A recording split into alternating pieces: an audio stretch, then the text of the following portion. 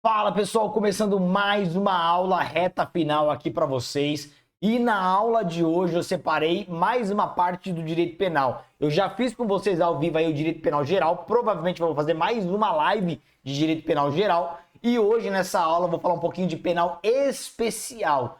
Qual que é o detalhe, pessoal? Eu preciso ser totalmente franco com vocês. Dá para esgotar tudo? Não, não dá para esgotar tudo.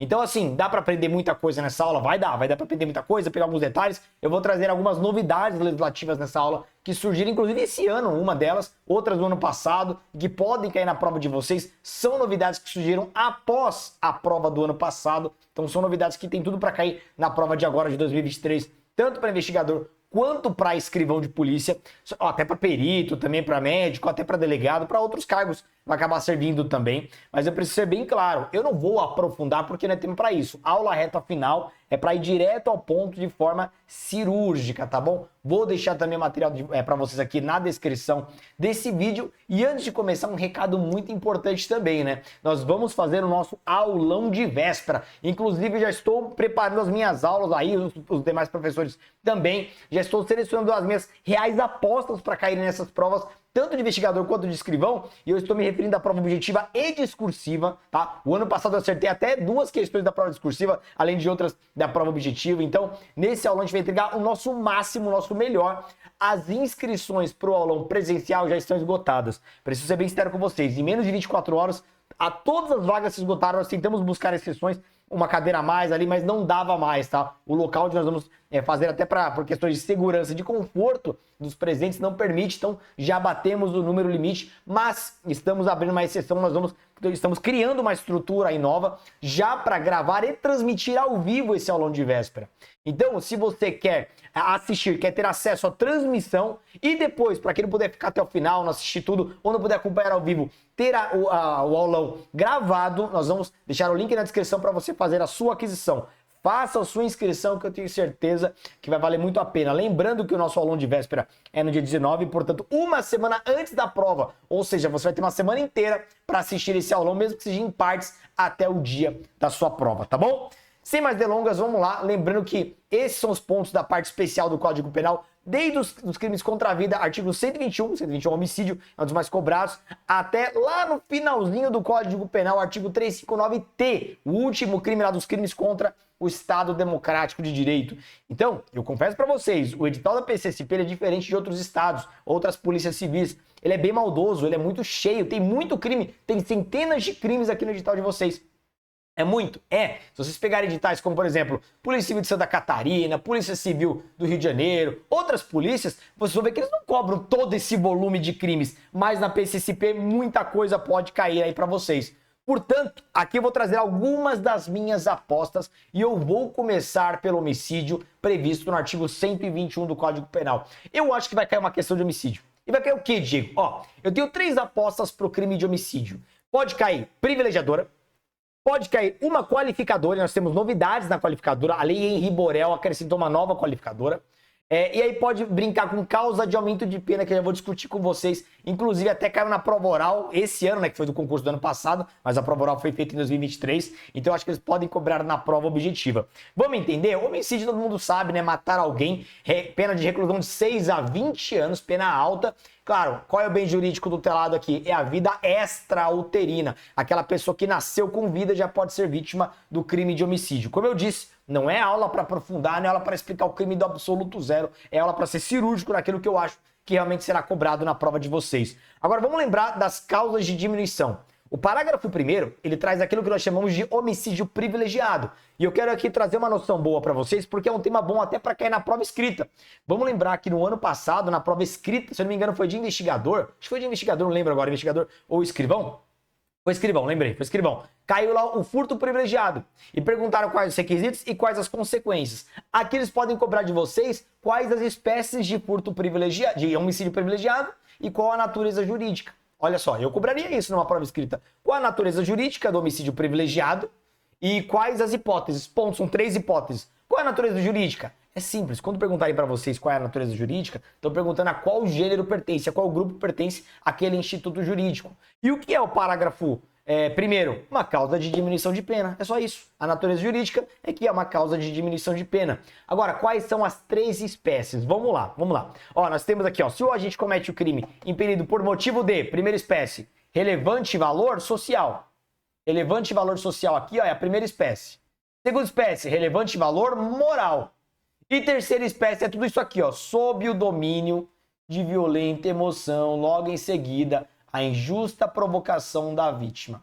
Aí qual que é a consequência? Diminuição da pena de 1/6 a 1/3. Vocês podem perguntar, natureza jurídica, hipótese, são 3, e consequência, que é uma só, aqui causa diminuição de pena. Seria uma questão no padrão do que veio o ano passado, tá? Bom, vamos lá. Relevante valor social é um valor coletivo, social, para a sociedade. O melhor exemplo da doutrina é do traidor da pátria. Imagina que um político ali traiu a pátria, roubou milhões, aquela coisa toda, algo que não acontece no Brasil, né, galera? Roubou milhões e tal, e ele tá fugindo do Brasil. Aí um cidadão percebe o sujeito fugindo e vai lá e mata esse traidor da pátria. É óbvio que ele vai responder. É óbvio que é homicídio doloso. É óbvio que ele, por exemplo, vai para tribunal do júri. Só que, se for reconhecido que havia uma comoção social, e aqui a doutrina e a própria jurisprudência, ela não traz um número mínimo de pessoas para falar o que é comoção social, não fala. Aqui, valor social não fala. Depende da análise de cada caso concreto. Tem que ter relevância jurídica. E um Brasil, um país inteiro comovido, sim, ou pelo menos grande parte do país, sim. Aqui já não tem dúvida. Então o juiz ele pode reconhecer a privilegiadora e diminuir a pena. Segunda hipótese, relevante valor moral. Moralidade, não preciso nem explicar para vocês. Cada um tem a sua moral, não tem essa frase que é bem comum? Porque a moralidade ela é individual, ela é pessoal. Então aqui é um relevante valor pessoal. O melhor exemplo é do pai que mata o cara que violentou a sua própria filha. Então, ó, o cara violentou a minha filha, meu Deus, eu vou matar esse sujeito. É uma vingança, é homicídio, não existe uma legítima defesa para agressão, para uma agressão passada. Aí é uma vingança, não existe legítima defesa que ampare esse caso. Então esse pai vai responder por homicídio, mas o juiz vai reconhecer, houve um relevante valor moral, pessoal para esse cara. Outro exemplo da doutrina, eutanásia. Eu tô vendo que meu pai tá ali agonizando com aqueles ferimentos, tá morrendo e tal, e eu vou lá e desligo o aparelho para ele morrer, para abreviar a dor dele. Então perceba o seguinte, eu abreviei a dor do meu pai e aqui, claro, eu acabei matando, foi um homicídio, acabei tirando a vida do meu pai. Nesse caso, a eutanásia não está amparada pelo ordenamento jurídico. Eu vou responder. Mas como foi para um bem nobre, para um motivo nobre, para abreviar o sofrimento, aí vão reconhecer ali a causa de diminuição da pena, tá? Antes de colocar para vocês a terceira hipótese, você viu que deu um probleminha no computador? Só um momento aqui, pessoal. Só um momento aqui que eu vou tirar esse lembrete. Coisas que acontecem só no momento da live, né? Mas aqui, bom, acabou resolvido tá aqui já, tá tudo normal já o slide. Tem uma terceira hipótese. A terceira hipótese, nós temos alguns requisitos e tem uma questão que caiu já há uns 2 anos, mais ou menos, numa outra banca. Eu vou trazer só um resuminho dessa questão para vocês entenderem, que cobraram essa terceira hipótese aqui, ó. Olha só. Então aqui, ó. Ou sob o domínio de violenta emoção. Não basta ser uma mera emoção, um nervosismo. Violenta emoção. Tem que ser algo que tome o seu controle. Quase que uma possessão mesmo. Logo em seguida, a injusta provocação da vítima. Então essa terceira hipótese, ela exige a combinação de uma violenta emoção, então o homicida ele está muito bravo e a vítima o provocando. Tem aquele clássico exemplo do adultério, mas eu não vou usar o exemplo do adultério que está manjado, já tem um exemplo que caiu recentemente, foi o seguinte, a banca descreveu um caso de sequestro, um criminoso entrou numa casa e rendeu a família, pai, mãe e a filha. E a questão ela fala em detalhes mesmo. E fala que amarrou todo mundo e o sequestrador ele violentou sexualmente a mãe e a filha na frente do pai. Quando a polícia chega porque os vizinhos perceberam e chamaram a polícia, o criminoso se entrega. Ou seja, cessou a injusta agressão. Esse ponto é importante para falar, ó, não cabe legítima defesa. Já cessou a injusta agressão. E aí o cara já tá algemado, tá sendo colocado dentro da viatura pelo policial. Nisso, o pai já tá puto da vida. Violenta emoção, ó. Violenta emoção presente. Aí o criminoso olha pro pai e dá uma piscadinha e um sorrisinho. Ou seja, ele provocou a vítima. Então o homicida ele já está sob domínio de violenta emoção. O homicida aqui é o pai, tá? Sob o domínio de violenta emoção e logo em seguida justa provocação do sequestrador. Ele, puto da vida, puxa a arma do policial e mata o sequestrador. Aqui nós invertemos, porque em relação ao homicídio, o sequestrador agora é vítima, né? Então foi uma injusta provocação da vítima do homicídio. Nesse caso, homicídio privilegiado. É isso. O que eu quero que vocês guardem aqui é que As três privilegiadoras, relevante valor moral, social ou essa terceira hipótese, são aspectos subjetivos, são hipóteses subjetivas. Como assim, Diego? Vou explicar rapidamente. Porque quando vocês forem analisar agora comigo as qualificadoras, vocês vão perceber que tem qualificadoras subjetivas e objetivas. E por que isso é importante? Porque vão perguntar para vocês se é possível combinar uma privilegiadora com uma qualificadora. E a resposta é um depende. É o que nós chamamos de homicídio privilegiado qualificado ou de homicídio híbrido. Isso cai em prova oral, pode cair numa prova escrita. E você tem que ter a resposta muito bem clara, muito bem definida, para saber, inclusive, defender em termos de argumentos numa prova escrita, tá? É possível? É, mas tem um grande depende aqui. Vamos lá. As privilegiadoras são subjetivas. O que é uma privilegiadora ou uma qualificadora subjetiva? É tudo aquilo que está ligado aos motivos, à motivação do criminoso. Vou dar um exemplo do homicídio qualificado por motivo torpe ou motivo fútil, que vocês já estudaram, imagino que já tenham estudado. Motivo torpe, torpeza é tudo aquilo que gera revolta. Futilidade é tudo aquilo que é desproporcional. Mas o sentimento é pessoal. Eu quis matar por dinheiro, a torpeza está na minha cabeça. Eu quis matar pela herança, a torpeza está na minha cabeça, é subjetivo. E tudo que é objetivo é externo, não é interno, é externo. É aquilo que está ligado ao modo de execução, a forma como o crime foi praticado. Exemplo, homicídio mediante incêndio, homicídio mediante asfixia, homicídio mediante meio que impossibilitou a defesa da vítima. Então tudo aquilo que é externado, não interessa qual foi a intenção do homicida, não interessa qual foram as motivações dele, interessa o que ele fez, aí é objetivo. Se aquilo que ele fez foi cruel, é objetivo. Se aquilo que ele fez foi desproporcional, foi repugnante, mas por conta do motivo do crime, aí é subjetivo. Entenderam? Agora vamos voltar para aquela ideia de qualificadoras e privilegiadoras. É possível combinar? Sim, desde que seja com uma qualificadora objetiva. Por que isso? Porque é incompatível qualificadora subjetiva com privilegiadora subjetiva. São coisas que se anulam. É o quadrado redondo, são coisas que se anulam, são incompatíveis. Não tem como. Imagina o seguinte, vocês conseguem imaginar uma hipótese de relevante valor moral que ao mesmo tempo seja fútil? Não dá, são coisas antagônicas. Vou dar um exemplo da eutanásia. A eutanásia, alguém poderia falar, Diego, mas a eutanásia pode ser para conseguir herança. Aí é diferente, uma coisa anula a outra. Se ficar comprovado que o filho desligou o aparelho, não porque o pai estava sofrendo, mas para ficar com a herança, era esse o objetivo para acelerar a aquisição da herança, aí homicídio torpe. Não tem privilegiadora, é incompatível. Agora, não, o filho nem ligou para a herança. Aqui mostrou que ele nem sabia o que ia ganhar, nem sabia que o pai tinha. Ele viu o pai dele sofrendo, gritando. Inclusive, às vezes o pai dele até pediu, desliga aí, eu não tô aguentando mais. Ele fez para abreviar a irrelevante valor moral, não tem aplicação da qualificadora, não são compatíveis. Agora, veja, com qualificadora objetiva é: eu quis matar o cara que violentou minha filha, relevante valor moral, privilégio subjetiva, mediante incêndio, forma de execução. Agora dá. Então eu tenho uma diminuição de pena com uma qualificadora. Aí dá. É perfeitamente possível. Então eles podem cobrar isso de vocês. É o que nós chamamos de homicídio híbrido ou homicídio privilegiado qualificado, tá? Então lembrem-se, para combinarmos é necessário que a privilegiadora esteja junto com uma qualificadora objetiva. Aí dá, tá bom? Agora, das qualificadoras, eu não vou falar sobre todas. Nós temos várias. Eu quero destacar duas. Eu quero destacar a do feminicídio, já vou chegar lá, e eu vou destacar aquela que teve alteração pela lei Henri Borel. Mas vale a pena dar um passeio por aqui, ó, porque se o homicídio é cometido, olha as qualificadoras, a gente paga ou promessa de recompensa, que é o homicídio mercenário, ou por outro motivo torpe, a torpeza é aquilo que gera repulsa, repugnância, revolta. Exemplo, matou por dinheiro, matou pela herança, são exemplos de torpeza. Tá aqui, ó, subjetivo. Ou por motivo fútil é aquele desproporcional. Pô, imagina, eu matei porque esbarrou em mim na balada, matei porque olhou torto pra mim, matei porque fez uma pegadinha comigo, pô, não tem relação de proporção. Motivo fútil, tá? Que mais? Aqui já vem formas de qualificadoras objetivas, ó. Percebam que são qualificadoras ligadas ao modo de execução, ó. Com emprego de veneno, fogo, explosivo, asfixia, tortura ou outro meio insidioso ou cruel, ou de que possa resultar perigo comum. Tudo ligado ao modo de execução. Outra objetiva, a traição, emboscada mediante dissimulação, outro recurso que dificulte ou torne impossível a defesa da vítima, do ofendido. Exemplo, atirou pelas costas, atirou na nuca. Outra hipótese, para assegurar a execução, a ocultação, a impunidade ou vantagem de outro crime. Então matei porque era testemunha de outro crime, quis apagar aquela testemunha, queima de arquivo, reclusão de 12 a 30 anos.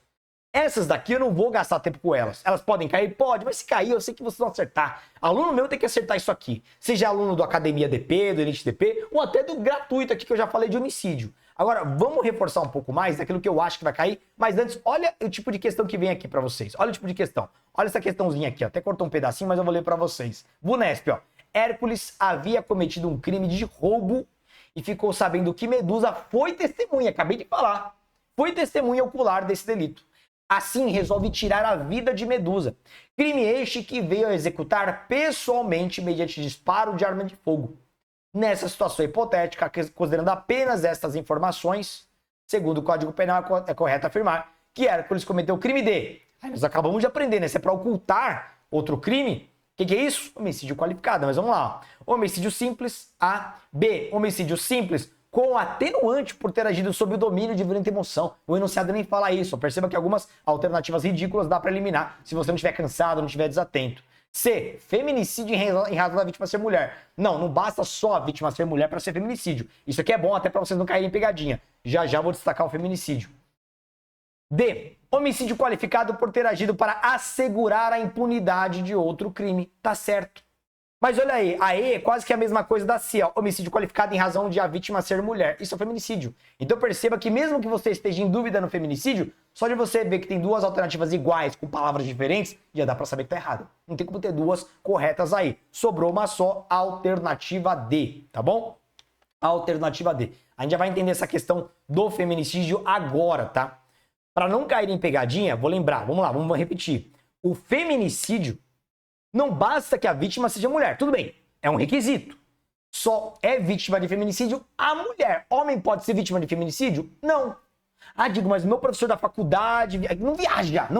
Não pode. Não. Digo, e o transexual? É diferente. Porque o transexual, se cumprido os requisitos, que eu não vou entrar nos detalhes agora, o transexual é juridicamente reconhecido mulher. O João virou Maria, é transexual, é mulher para fins jurídicos. E nós estamos analisando uma matéria jurídica. Então não viaje. Se for um transexual reconhecido como mulher, é mulher. Então não é um homem que é vítima do feminicídio. Então não viaje. Vítima do feminicídio, só mulher. Seja sob aspecto biológico, seja sob aspecto jurídico, tem que ser mulher, tá bom? Vamos entender? Olha o que diz o inciso 6º. Então feminicídio, ó, homicídio contra a mulher por razões da condição de sexo feminino. Ó. Já temos uma primeira ressalva, perceba que tudo é interpretação de texto aqui. Não basta ser mulher. A morte tem que ter uma motivação específica. Matou por razões da condição do sexo feminino. É uma espécie de violência de gênero. Matou porque era mulher? Vamos lá, cuidado, porque a própria lei vai nos entregar uma espécie de um glossário, uma espécie de um manual ali. O que significa essas razões da condição do sexo feminino? Olha o que diz o parágrafo 2º-A do homicídio. Deu um salto aqui para nós conectarmos o assunto e ficar mais fácil. Olha o que diz. Considera-se que há razões de condição do sexo feminino. Então perceba que o próprio legislador, ele traduz isso aqui, ó. Essa expressão, a razões da condição do sexo feminino, ele vai traduzir isso só aqui, ó, no parágrafo 2º-A. Razões da condição do sexo feminino. Tá traduzindo, ó. Quando o crime envolve, são duas hipóteses, violência doméstica e familiar. Ponto. Eu não vou dar uma aula de Lei Maria da Penha aqui, você tem lá para a legislação penal especial, mas se é um crime que envolve violência doméstica, familiar ou vínculo afetivo com uma mulher, já tem feminicídio. Marido matou a esposa, já se presume o feminicídio, porque é marido e mulher. Filho matou a mãe, feminicídio. Então, se tem algum contexto de incidência da Lei Maria da Penha, se é violência doméstica e familiar contra a mulher, e houve a morte, feminicídio. Houve a morte dolosa, claro. Feminicídio, tá bom? E a segunda hipótese, aí sim vem a questão do preconceito, ou quando há o menosprezo ou discriminação à condição de mulher. Aqui foge a Lei Maria da Penha. Pode ser casos fora da Lei Maria da Penha. Então aqui tem que ter claro um preconceito por a vítima ser mulher. Eu vou dar um exemplo que não seria Maria da Penha, mas cairia aqui. Relações trabalhistas não incide Lei Maria da Penha. Lei Maria da Penha incide quando as pessoas moram juntas, quando tem vínculo familiar ou vínculo afetivo. Se você só trabalha com uma mulher ali, um homem trabalhando com uma mulher, ocupando o mesmo cargo, não moram juntos. Não tem nenhum vínculo familiar, não tem vínculo afetivo, é relação de trabalho, no máximo um coleguismo, uma amizade, mas não é vínculo afetivo. Não incide Lei Maria da Penha, mas pode incidir esse inciso segundo. Aí imagina que a questão traz o caso seguinte, que o João está disputando um cargo de gerência com Maria. E João não quer perder para Maria porque ele acha que é inadmissível ele, homem, ser subordinado de uma mulher. Não faz sentido ela ser promovida e depois virar chefe dele. E ele, por achar que por ela ser mulher ela não merece aquele cargo, o cargo é dele, ele não pode ficar abaixo dela hierarquicamente, ele decide matá-la. Se a banca descreve isso no enunciado, pode apostar, é feminicídio. Porque ele matou essa mulher com menosprezo, com discriminação à condição de mulher. Isso é feminicídio, ponto e acabou. Tranquilos? Fácil, fácil. Guardem os exemplos porque não tem aonde errar. Agora, o feminicídio ele tem um plus, por isso que eu acho que ele cai na prova de vocês. E a Polícia Civil trabalha muito com feminicídio. Que plus é esse? Veja, é uma qualificadora que o legislador entendeu por bem explicá-la. Você não vê isso em outras qualificadoras do homicídio. Então tem lá o parágrafo 2º, inciso 6º, e depois o parágrafo 2º A, que eu acabei de mostrar para vocês, explicando esse inciso do feminicídio. Só que tem mais. Ainda tem o parágrafo 7º lá na frente, que traz causas de aumento de pena específicas do feminicídio. São causas de aumento de pena só do feminicídio. Vamos entender? Vamos entender? Olha o que diz aqui o parágrafo 7º. Vou explicar um a um rapidamente. A pena do feminicídio é aumentada de 1/3 até a metade se o crime for praticado. É só sobre o feminicídio, tá? Exclusivo aqui sobre o feminicídio. Vamos lá. Se for praticado durante a gestação, então matou uma mulher grávida e o criminoso sabia que a mulher estava grávida. É claro que vai ter concurso com crime de aborto também, tá? Aqui nós estamos falando só do feminicídio. Ou nos 3 meses posteriores ao parto. Por quê? Porque aí a criança é recém-nascida e geralmente a criança depende da mãe. Geralmente não, né? A criança depende 100% da mãe, mesmo que ela não amamente no peito, mas depende 100% da mãe, tá bom? Então nesses casos, galera, perceba que não tem conversa. Vai incidir a causa de aumento de pena. Segunda hipótese. Contra a pessoa menor de 14 anos. Então, o feminicídio foi contra, por exemplo, uma adolescente, uma criança. Ou maior de 60 anos, quando matou a própria avó, por exemplo. Ou seja, a vítima é idosa, pessoa idosa. Ou a vítima, pessoa com deficiência. Ou portadora de doenças degenerativas que acarretem condição limitante ou de vulnerabilidade física ou mental. Então, são situações onde a vítima é vulnerável, é mais frágil, necessita de maior amparo, aumento de pena. Inciso 3º, na presença física ou virtual de descendente ou de ascendente da vítima. Matou a mãe na frente dos filhos. Pode ser presença física, no mesmo quarto, no mesmo cômodo, ou virtual, por Skype. Tem que estar ao vivo, tá? Não pode ser só mostrando a gravação, não. Tem que ser em tempo real, ao vivo ali numa videochamada. Ou matou a filha na frente dos pais, ou a mãe na frente dos filhos. Dá na mesma, tá? Ascendente ou descendente. E o inciso 4º foi acrescentado aí também, ó. Recentemente, em descumprimento das medidas protetivas de urgência previstos na Lei Maria da Penha. Essa é a Lei Maria da Penha, Lei 11.340. Então imagina o seguinte, o cara já é um perseguidor, tá perseguindo a mulher, a companheira. E ela pediu pro delegado, coloque aí uma medida protetiva, esse cara vai me matar. E aí o delegado representa, o juiz aplica a medida de protetiva de afastamento do lar e afastamento da vítima, não pode se aproximar por 1.000 metros. E esse criminoso, ele se aproxima e ainda mata essa mulher, ele vai responder pelo feminicídio com aumento de pena e pelo crime de descumprimento de medida protetiva de urgência, lá do artigo 24A da Lei Maria da Penha, tá? Então, concurso de crimes. Olha como as coisas vão se agravando, vão se escalonando aqui, tá bom? Então, esse é o delito de feminicídio. É uma das minhas apostas para cair aí para vocês, tá bom? Vamos para uma questãozinha que eu separei para vocês. Questão também da VUNESP de juiz, mas dá para vocês acertarem. Olha só. Em relação aos crimes contra a vida, é correto afirmar que a genitora que mata o neonato sob o estado puerperal e logo após o parto responderá por crime de homicídio duplamente qualificado. Já tá errado. Nós sabemos que aí que é o infanticídio, tá? Então não vou nem perder tempo, não é o tema da nossa aula. B. Para a configuração do homicídio privilegiado, previsto no artigo 121, parágrafo 1º do Código Penal, basta que o agente cometa o crime sob o domínio de violenta emoção. Basta? Não. Nessa hipótese, sob o domínio de violenta emoção, tem uma condição. Logo seguida a injusta provocação da vítima. Então faltou um trecho aí, faltou uma condição. Está incompleto. C. Nas lesões culposas verificadas entre os mesmos agentes, é possível aplicar a compensação de culpas. Ou seja, eu bati você e você bateu em mim. Nós saímos na porrada. Sabe aquela brincadeira de 5 minutos sem perder a amizade? Vamos sair na porrada aqui na rua. Um batendo o outro. O direito penal entra nessa história? Sim. Ah, digo, mas não é igual ao direito civil, porque se eu devo pra você, você deve pra mim, abate, compensação. Não, no direito penal não tem compensação de culpas. Aqui tá errado, tá?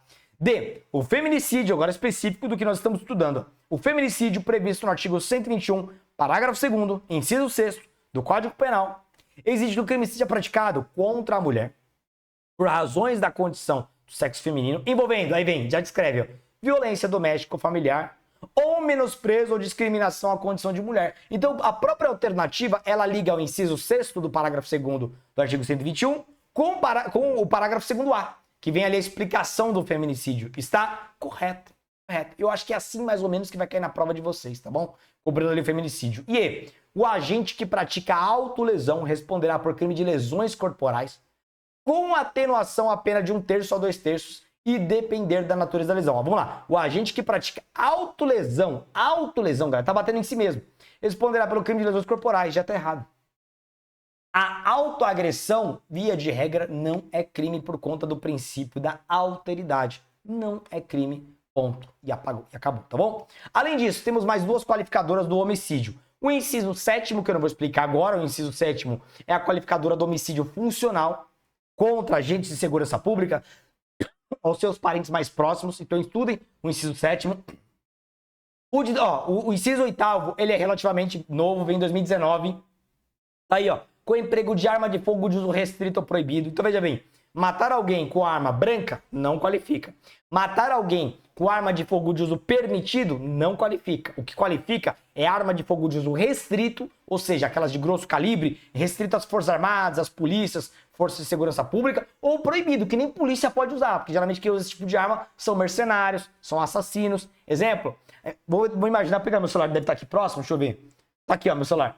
Eu já vi armas que são disfarçadas de celular. Quem que usa isso? É assassino de aluguel. Porque o cara entra, se é revistado, ó, para todos os efeitos é um celular, depois ele vira o mecanismo e mata a vítima. Então é uma arma proibida. A polícia não vai usar esse tipo de arma. Nesse caso, se for de arma de fogo de uso restrito ou proibido, aqui qualifica o crime de homicídio, tá bom?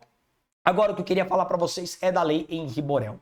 A lei Henri Borel, ela acrescentou o inciso 9º aqui no parágrafo 2º do artigo 121. Aqui o homicídio qualificado.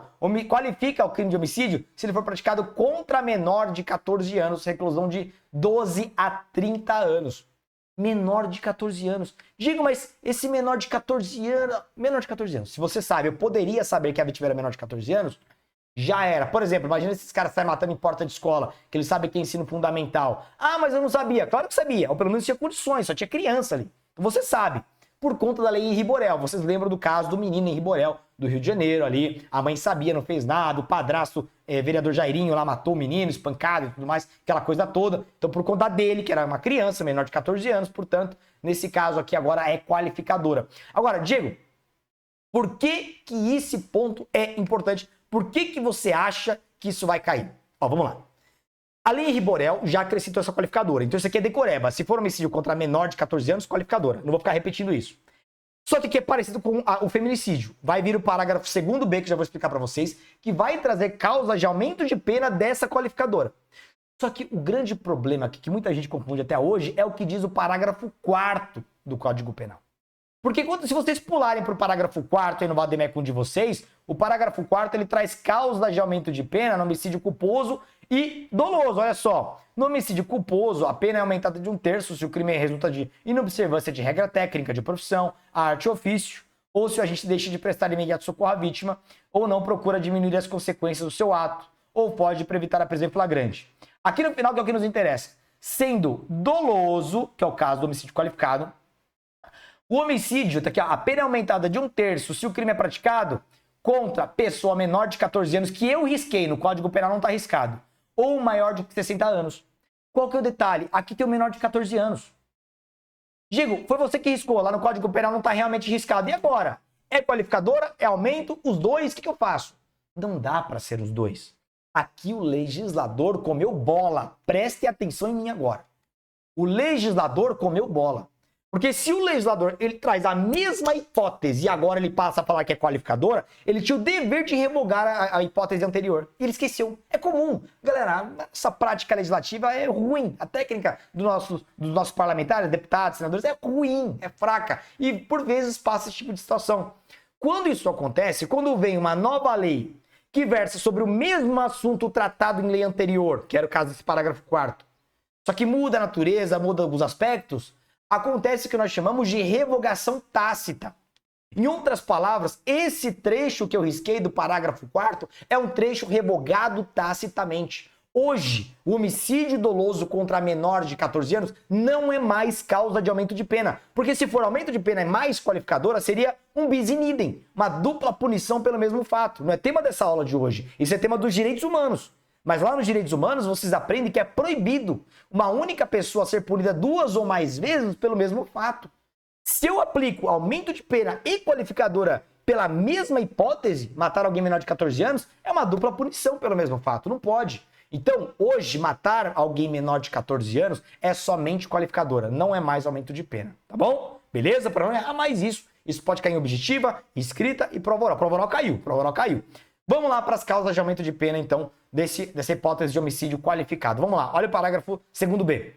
A pena do homicídio contra menor de 14 anos é aumentada de, inciso 1º, 1/3 até metade, se a vítima é pessoa com deficiência, ou seja, além de criança ou pré-adolescente ali, ainda tem deficiência, ou uma doença que implica o aumento de sua vulnerabilidade, aumenta de 1/3 à metade. Ou vai aumentar de 2/3 se o autor, se o criminoso é ascendente, pai e mãe, padrasto ou madrasta, que é o caso da lei Henri Borel, do menino Henri Borel, do tio, irmão, cônjuge, companheiro, tutor, curador, preceptor ou empregador da vítima, ou por qualquer outro título tiver autoridade sobre ela. Por exemplo, um professor, um diretor de escola. Por que isso, Diego? Porque aqui o homicídio parte daquelas pessoas que deveriam proteger o menor.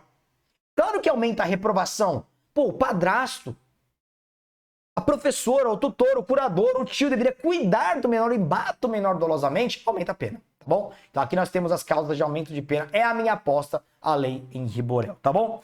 Outra aposta que eu tenho, vamos sair do homicídio agora, vamos correr, porque tem muito conteúdo para pouco tempo.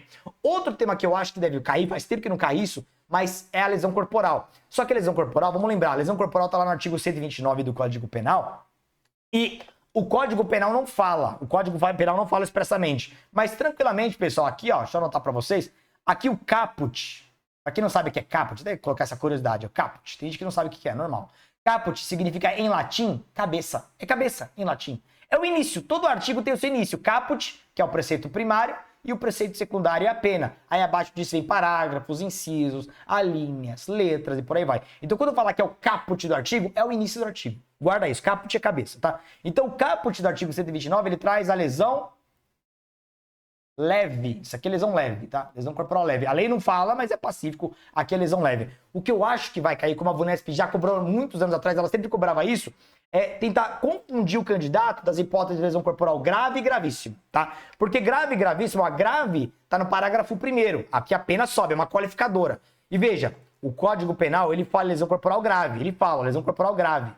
E a gravíssima, o Código Penal não fala, mas nós entendemos que é gravíssima, que é o parágrafo 2º. Então perceba, qualificador é quando a pena mínima e máxima, elas acabam superando o início. Ó. O início tá aqui, ó. Detenção de 3 meses a 1 ano, essa é a pena base. Qualificadora vai aumentar, ó, reclusão de 1 a 5 anos. Uma qualificadora ainda pior, vai aumentar mais, ó, reclusão de 2 a 8 anos. Então é como se fosse uma escadinha, lesão leve, grave, gravíssima. E a grave e gravíssima, vocês vão perceber que muitos assuntos são correlatos. Então minha dica é, você tem que guardar, tentar memorizar, eu sei que dá pra memorizar isso aqui. Agora, tem muita gente que não consegue lembrar se é grave ou gravíssima. Digo, eu lembrei que essa hipótese é uma hipótese de lesão corporal qualificada, mas não lembro se é grave ou gravíssima. Pensa o seguinte, ela pode piorar? Não, então é gravíssima. Ela pode piorar? Pode, então é grave. Entenderam? Vou dar um exemplo pra vocês. Olha isso aqui, ó. Olha a grave.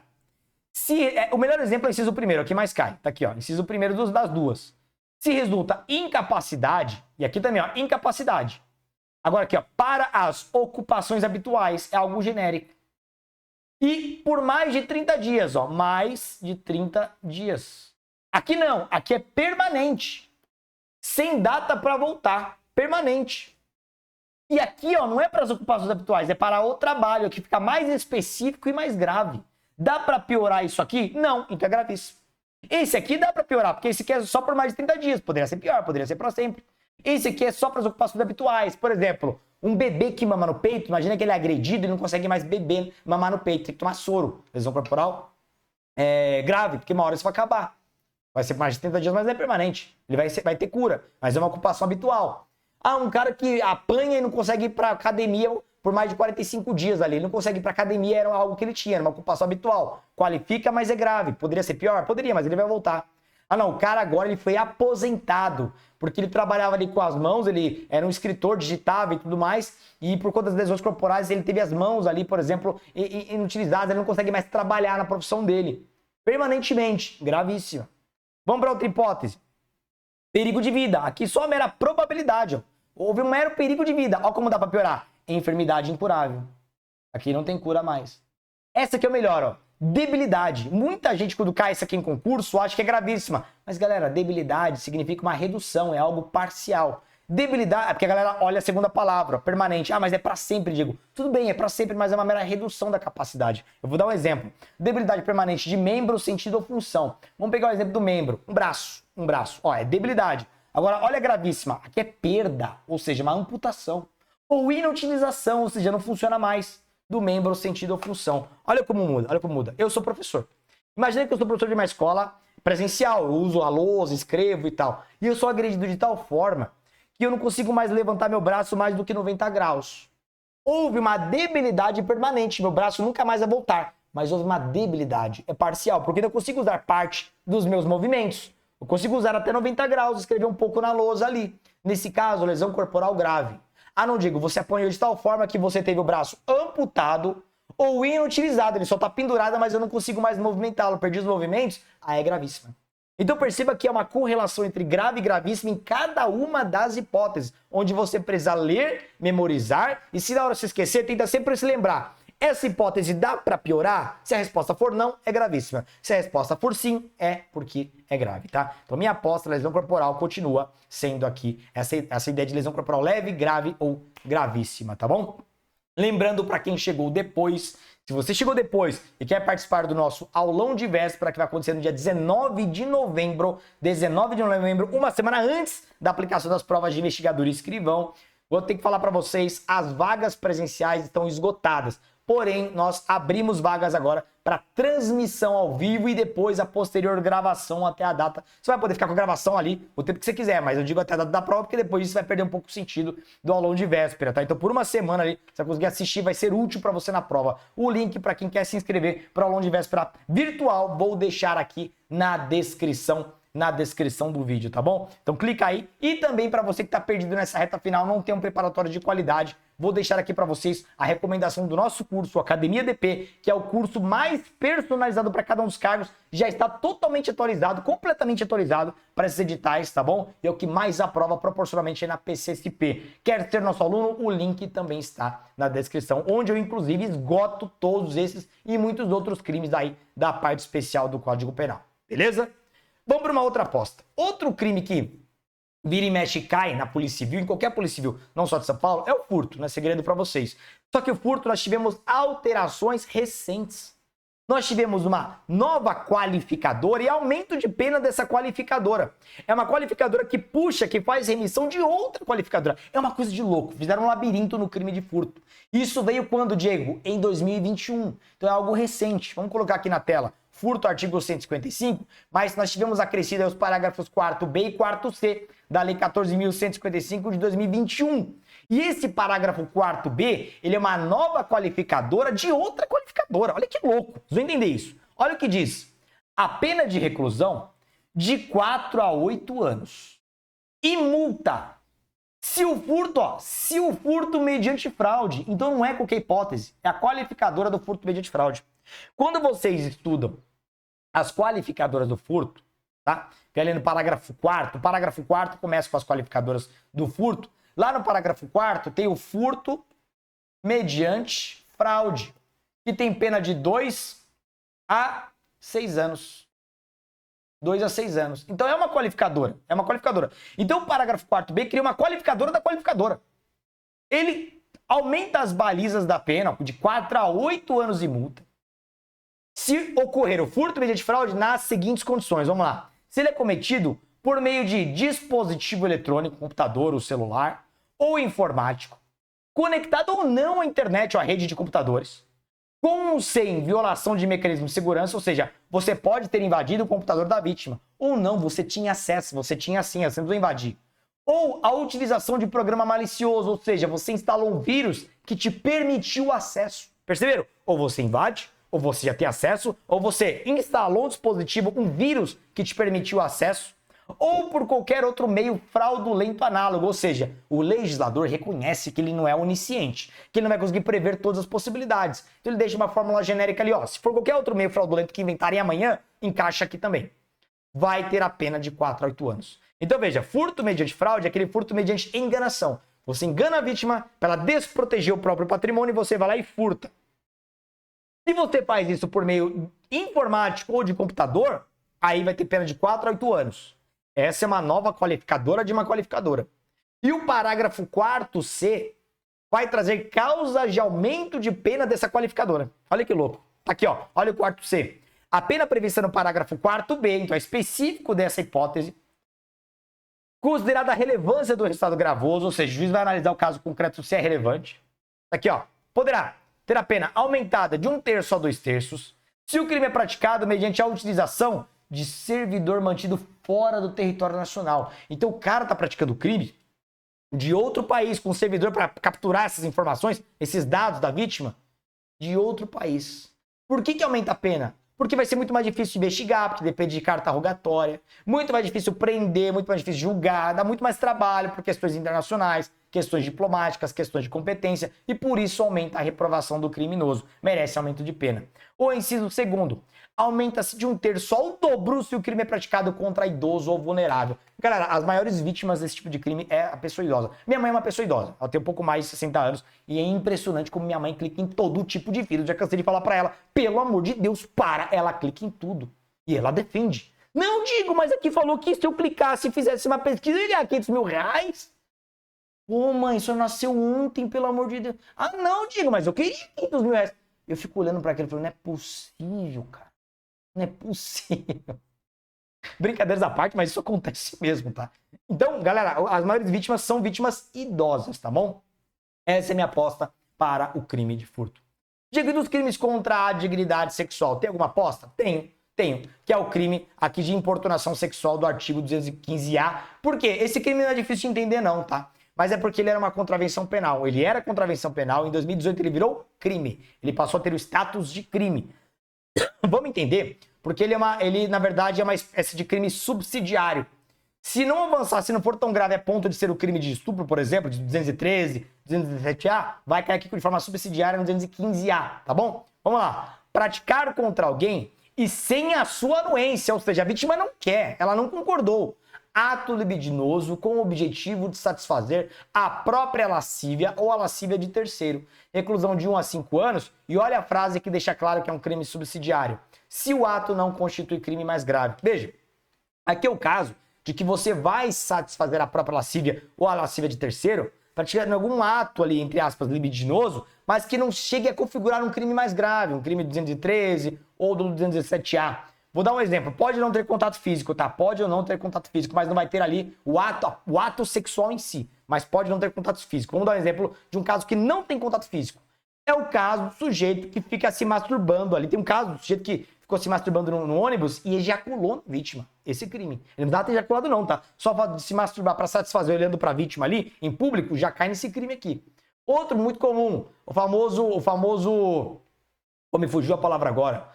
Encoxada no metrô e no ônibus, né? A famosa encoxada. Tá ali o metrô. Eu já vi cara que faz isso. Eu já peguei muito metrô, nasci em São Paulo. Eu já vi cara que faz isso. Tá lotado o metrô, todo mundo ali segurando. O cara, em vez de passar de fininho, ele realmente joga a cintura ali pra se esfregar mesmo. Nesse caso, 215A. Tá se esfregando ali pra satisfazer a própria lascívia sem o consentimento da vítima. Tá aqui. É esse o crime, tá bom? Então não tem nenhuma prática de relação sexual em si, senão vai virar crime mais grave. E aqui, esse aqui não é hediondo, tá? Tem um crime subsidiário, eles podem usar esse crime aqui. Eu vou dar um exemplo que eu vi isso aqui naquele programa Polícia 24 Horas. Faz tempo, eu nunca esqueci desse caso, porque na época era contravenção penal, hoje é crime, então quando mudou, lembrei do exemplo e não esqueci mais.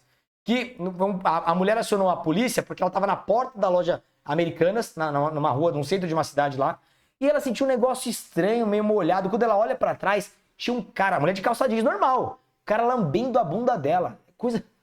A gente fala isso, a galera acha engraçado, mas é verdade. O cara lambendo, ela olhou, imagina, você tá aqui de boa, ali esperando ali alguém sair da Americanas, aí quando você olha pra trás, tem alguém lambendo sua bunda.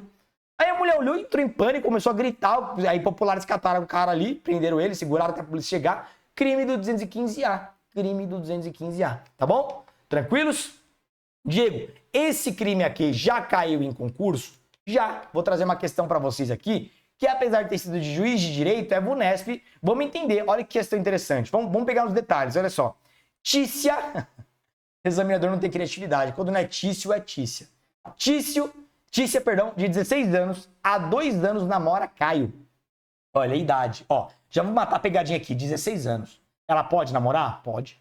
Pode ter relações sexuais? Pode. A partir dos 14 anos completos, pode consentir para relação sexual. Então não viajem num crime aqui, tá? É menor de idade, mas se a relação sexual não for violenta, não for ameaçadora, pode. Então Tícia, de 16 anos, há 2 anos namora Caio, de 19. Tícia é virgem e está decidida a apenas manter relação sexual após o casamento, já marcado para ocorrer no dia em que ela completará 18 anos. Quando estavam sozinhos na sala assistindo TV, Caio, aproveitando-se de que Tícia cochilava, masturbou-se. Ela não queria, ela não aceitou. A banca deixa claro, é só depois do casamento, justamente para falar que não tinha consentimento. Então, quando estavam sozinhos vendo TV, ela cochilou e o cara se masturbou e ejaculou no corpo da namorada, que imediatamente acordou. Já acorda puta da vida. Que é isso, pelo amor de Deus? Aquela coisa toda, né? E aí, sentindo-se profundamente violada e agredida, Tícia grita e acorda os pais, né? Tava na casa dos pais, ó. Tá aqui, ó. Que dormiam num quarto da casa. Os pais vêm da filha suja e em pânico impedem Caio de fugir e decidem chamar a polícia. Acionada a polícia, Caio é preso em flagrante delito e encerradas as investigações, denunciado pelo crime sexual praticado. Diante da situação hipotética, Caio poderá ser processado pelo crime de... Acabamos de falar, mas vamos ver as alternativas, ó. A. Corrupção de menores? Não faz sentido, né? Vou nem continuar. Violação sexual mediante fraude? Ele não a enganou. Ele não a iludiu, não a hipnotizou pra ela dormir, nada disso. Não tem enganação. Não. Importunação sexual. Tá aqui, ó. Tratando-se de crime de ação penal pública inconstitucionada. Tá certo. A lei, o crime não traz nenhuma exceção de ação penal, então tá certo. Alternativa C.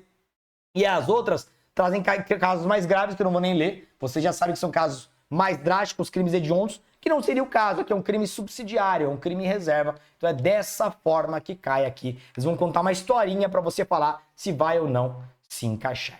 Beleza? Tranquilos? Diego, e você tem alguma aposta para os crimes contra a fé pública? Tenho. Tem um crime aqui que a VUNESP é tarada por ele.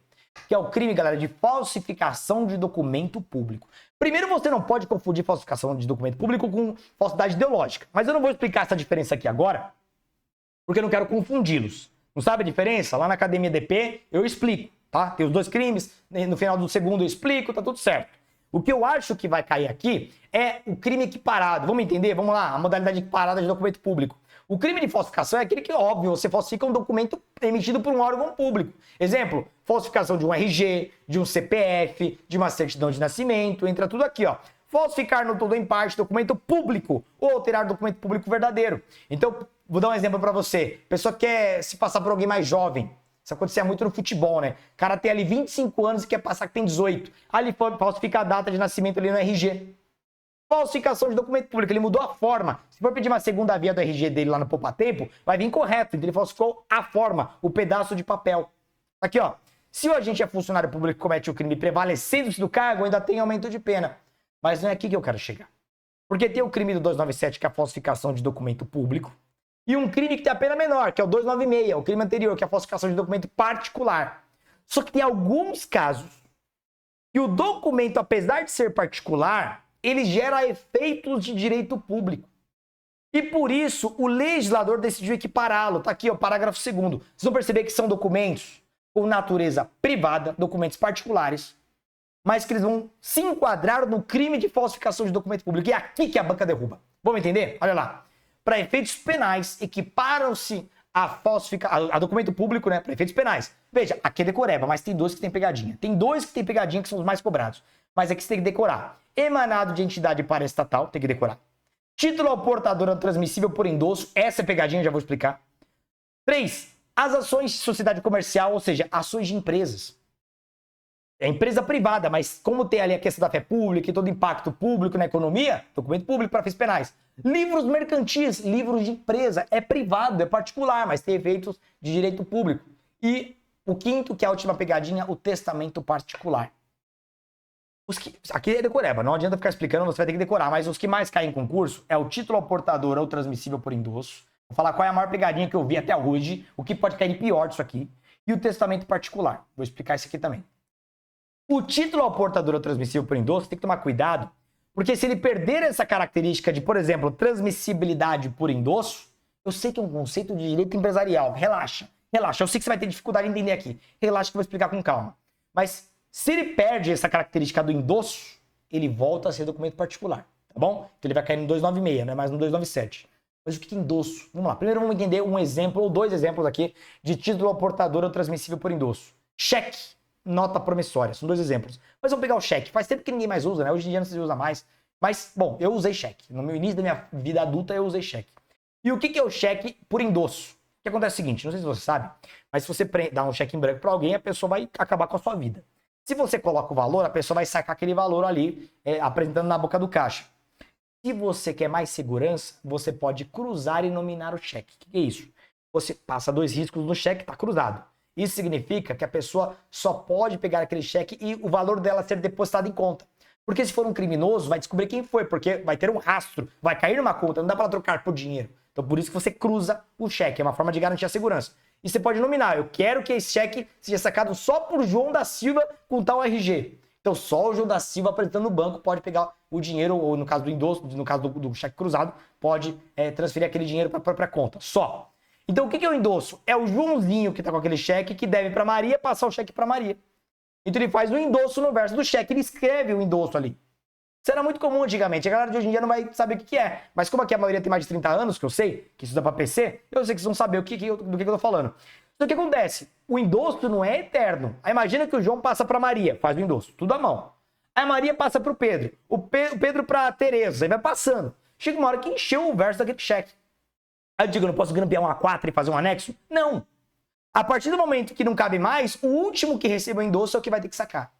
Esse cheque não é mais transmissível por endosso. Ele perdeu essa característica de transmissibilidade por endosso, ele volta a ser documento particular, tá bom? Então ele tem que ter essa característica, título ao portador ou transmissível por endosso, tá? O título ao portador é aquele que realmente pode sacar, e por endosso é aquele que pode transmitir. Perdeu uma dessas características, não é mais documento público.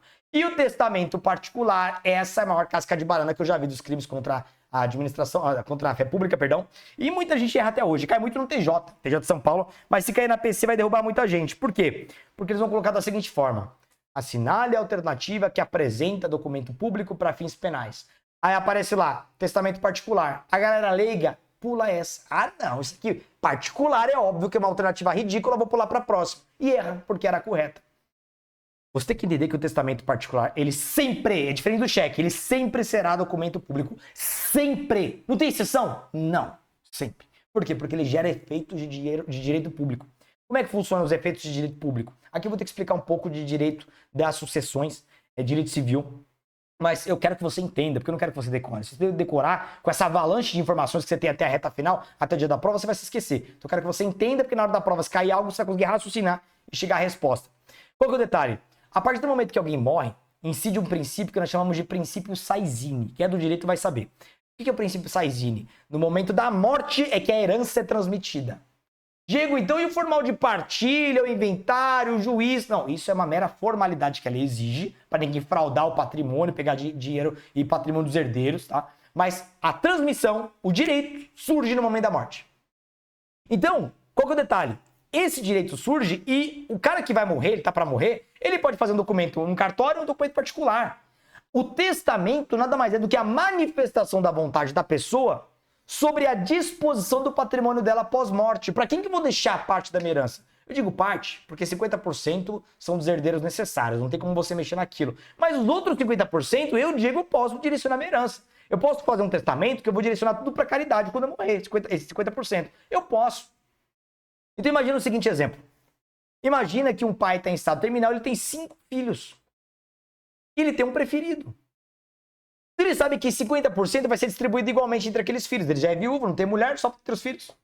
Mas os outros 50% ele pode mexer, ele vai direcionar inteirinho pro filho favorito. Ele pode? Pode. Problema dele. Ele vai lá no cartório e faz o testamento. Ah, digo, um dos filhos que não gostou disso, ficou puto, rasgou aquela certidão. Pede outra, tá no cartório, já era. Agora, e o testamento particular? O testamento particular ele não é feito em cartório. Ele não tem essa possibilidade de pedir uma segunda, terceira, quarta via, quinta via. Esse é o detalhe, vocês perceberam? Se extraviarem, que é crime, inclusive, se ocultarem, se rasgarem, que é crime, é um outro crime. E agora? Então não tem a mesma garantia, não tem a mesma segurança física, mas ele gera os mesmos efeitos. Se o pai colocou o testamento dele à mão num saco de pão, no momento da morte tem o mesmo valor do que aquela escritura pública. O mesmo! Então é por isso, por esses efeitos de direito público, que o testamento particular é equiparado ao documento público. Ponto. Você imagina o seguinte. Imagina que tá lá o pai desses 5 filhos viajando com um desses filhos. E não é o filho favorito. Não é o filho favorito. Não é. E aí sofre um acidente automobilístico horroroso, braço para um lado, perna para o outro. O filho tá inteiro, mas o pai foi dissipado. Mas tá vivo ainda. Tem os últimos segundos de vida. E o pai não preparou o testamento. Ele começa a gritar: ah, meu filho, pelo amor de Deus, eu vou morrer, eu não fiz testamento. Ah, pai, tá aqui, ó. Tô esse saco de pão e essa caneta que tava do lado por acaso, tá?